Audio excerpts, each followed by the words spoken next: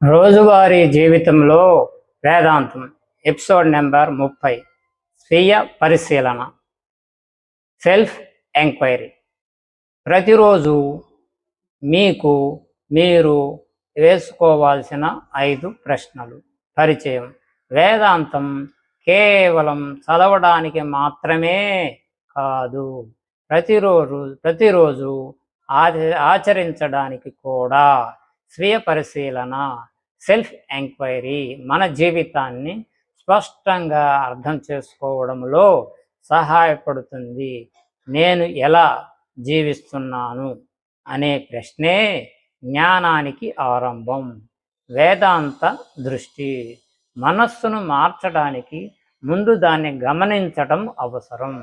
మన ఆలోచనలు, భావాలు, చర్యలను నిజాయితీగా పరిశీలించినప్పుడు అంతరంగ వికాసం ప్రారంభమవుతుంది. ప్రతిరోజు అడగాల్సిన 5 ప్రశ్నలు.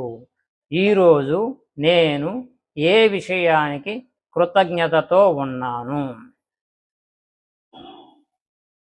ఈరోజు కోపం, భయం లేదా అసూయ వచ్చినప్పుడు నేను ఎలా స్పందించాను? నా నిర్ణయాలను అవగాహనతో తీసుకున్నానా లేక తొందరపాటుతో తీసుకున్నానా? నేను ఇతరులను అర్థం చేసుకోవడానికి ప్రయత్నించానా? ఈరోజు నా నిజమైన శాంతికి దగ్గరయ్యానా? ఉదాహరణ.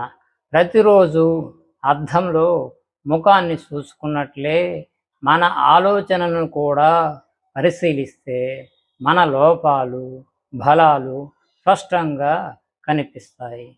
రోజువారీ జీవితంలో రాత్రి నిద్రపోయే ముందు 5 నిమిషాలు కేటాయించి ఈ ప్రశ్నలకు సమాధానాలు రాసుకోండి.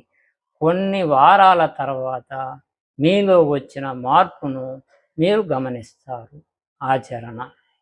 ఒక చిన్న నోట్బుక్ తీసుకొని ఒక వాక్యం రాయండి.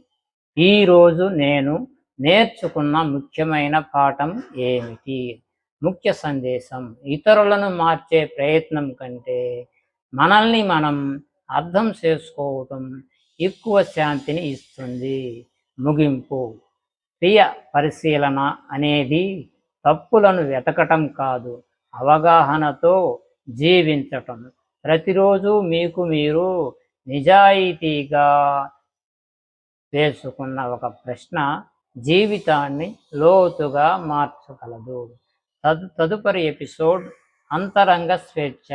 బాహ్య పరిస్థితుల మారకపోయినా ప్రశాంతంగా ఎలా జీవించాలి?